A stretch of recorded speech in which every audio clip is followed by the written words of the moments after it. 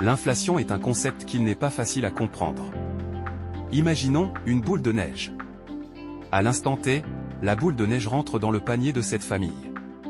Ici, le panier représente le budget de la famille, et la boule de neige représente les prix des biens et des services. Mais avec le temps, la boule va rouler dans la neige, et elle va donc grossir. Cette neige qui s'ajoute, c'est l'inflation, la hausse des prix. Plus la boule roule, plus elle grossit. Et si le panier de la famille n'a lui pas grandi, alors la boule ne rentre plus dans le panier. Avec le même budget, la famille ne peut plus acheter la même chose. L'inflation n'est pas une donnée stable. Elle peut être très élevée, comme entre 2022 et 2024, où elle a dépassé les 5%. Et dans ce cas la boule grossit très vite. Mais elle peut être très faible, comme entre 2019 et 2021. Et dans ce cas la boule ne grossit presque pas. Parfois même, la boule peut rétrécir. C'est ce qu'on appelle la déflation.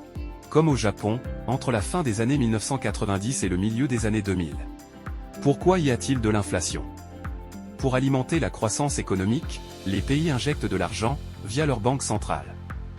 Cela crée de l'inflation.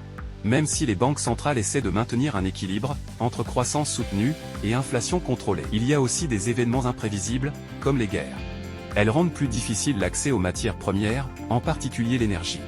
Et quand l'énergie augmente, c'est tout le reste qui devient plus cher. Et il y a aussi des événements exceptionnels qui impactent la demande.